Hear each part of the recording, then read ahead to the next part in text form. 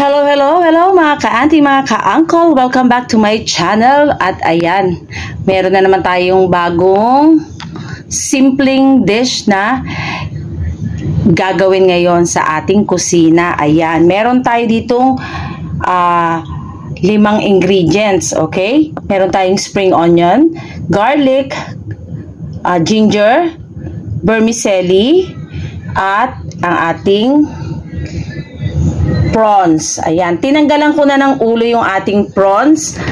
At ayan, hihiwain lang natin siya dito. Ibubukan natin yung kanyang katawan. Ayan. O, tara at ayusin na natin ang ating mga iluluto ngayon. I-ready na natin ang ating ingredients. Ayan, set aside muna natin itong ginger. Ay, spring onion.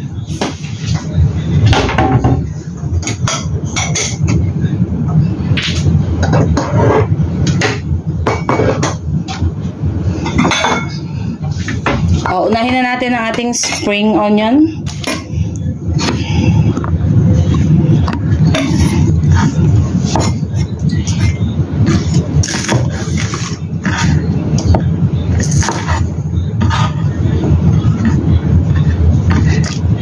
Set aside na natin tong ating white part.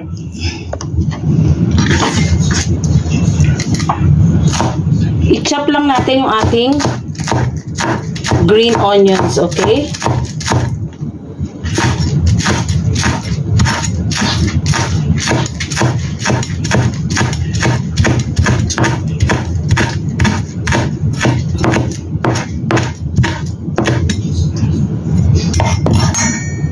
Ayan.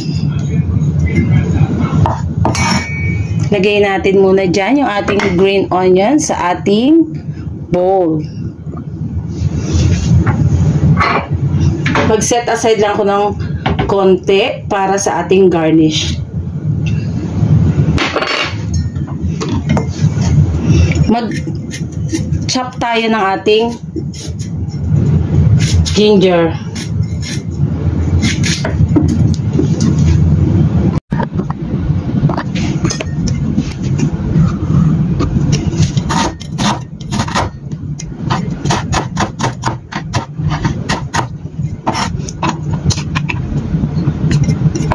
I-mince natin, lagay natin dyan.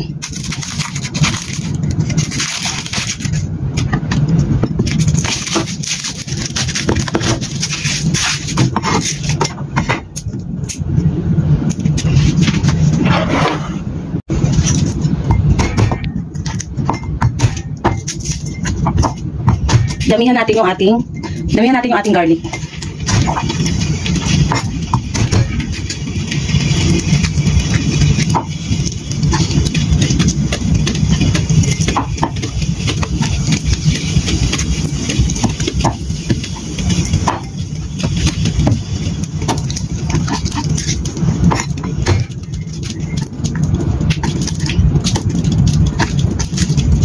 Habang piniprepare ko ito, magpapainit tayo ng oil.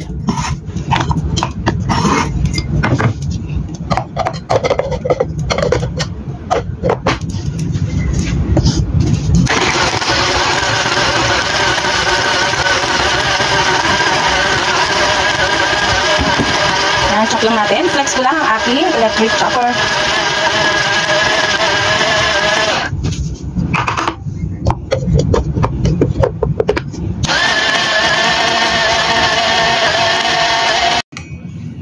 Yan, i-mix natin yung ating garlic dito.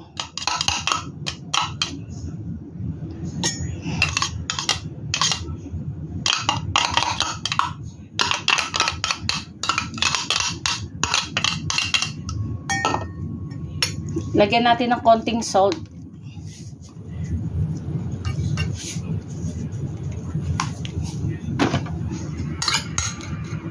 Mix natin.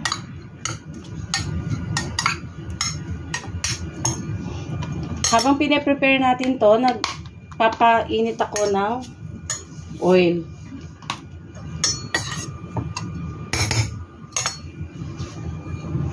At ayan, ito yung ating pinainit na oil.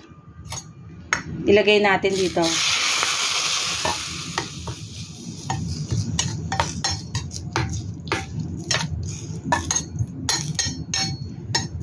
Ayan.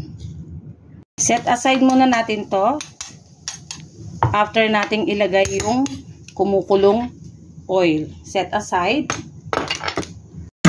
I-ready natin yung ating prawns.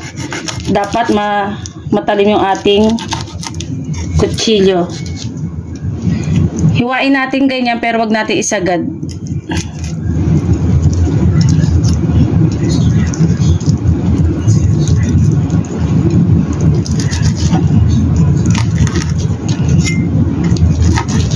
Kailangan nakabuka siyang ganyan. Ayan. Okay.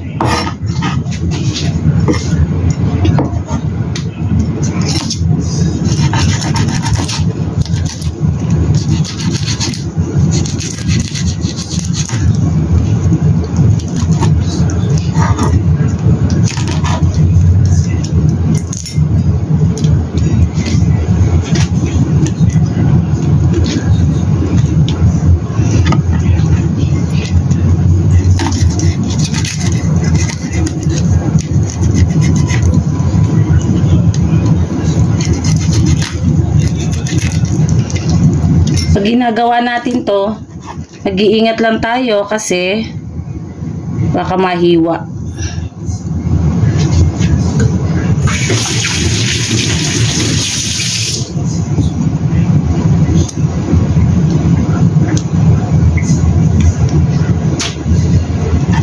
Yan, set aside natin ganyan. Yan, tapusin ko lang lahat ito na ganituhin yung ating prawns. Ayan, almost done na yung ating gawa ng ganito sa ating prawns. Para siyang butterfly. Ayan, gawin natin siyang butterfly. Last one. Again, pag ginagawa po natin to, mag-ingat tayo sa ating mga kamay at pwede tayong mahiwa. Okay, after nating ma-butterfly yung ating mga prawns, next na gagawin natin ay assemble na natin sila sa plate.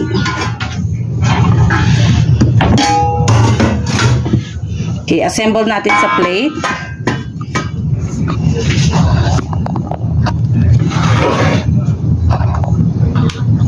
Ayan, gamitin natin yung ating vermicelli as bed nila. Yan. Gawin natin silang bed. Ayan. Latag lang natin yung vermicelli dyan. And then, ilatag natin yung ating mga prawns. Yan.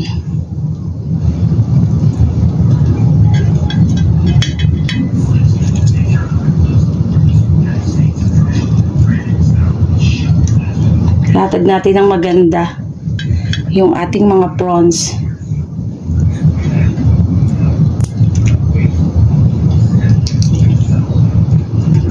Medyo maliit yung aking plate na gagamitin ko sa pag-steam. Pwede na yan. I-compress ko na lang.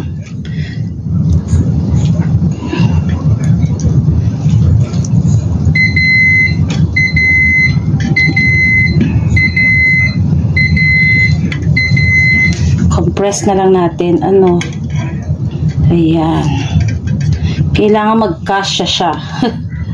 Ayan.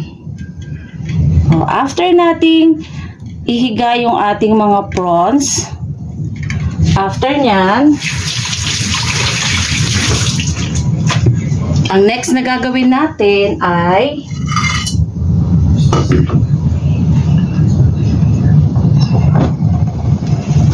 yung ating garlic na nilagyan natin ng hot oil kanina. I-ano natin dun. Diyan, lagyan natin yung ating prawns. Yan. Spread natin sa kanila.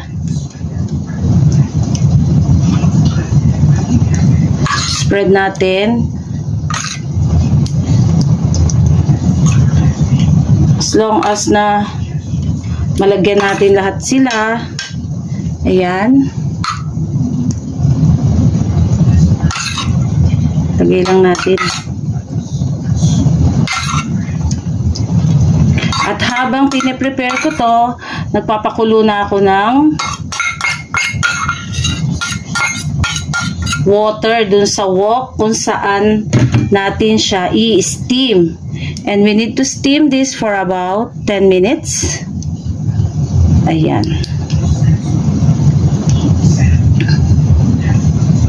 After natin ma-spread sa ating mga prawns, ayan, ready for steaming na. Naka-ready na rin yung ating wok.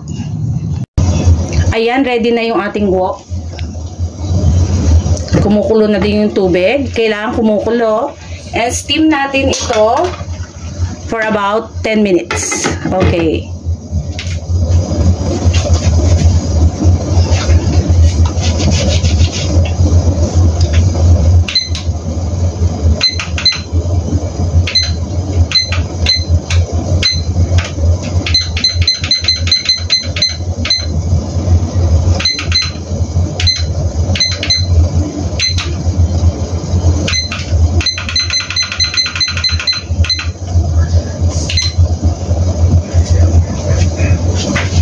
Ayan, start timer tayo.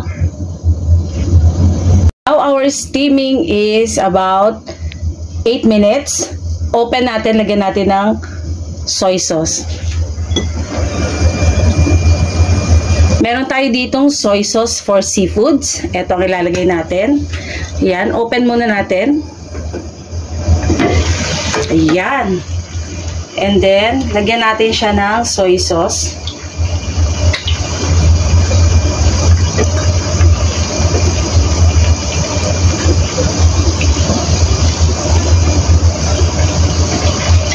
After nyan, takpan uli natin.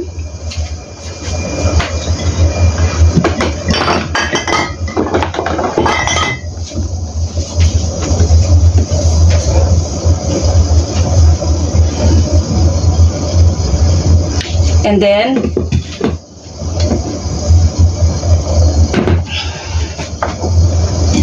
meron tayo ditong pinakulong oil. Lagyan natin. Yan.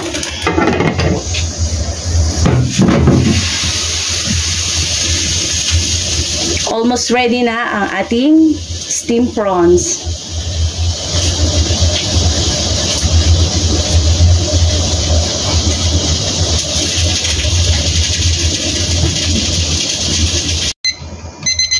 Ayan, time is up. Okay.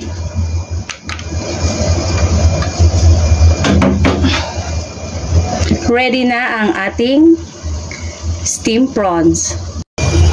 And there you go. Ayan na ang ating steamed prawns. Sobrang init. Ayan, ready to serve na ang ating prawns. Namaluktot na siya. Ayan.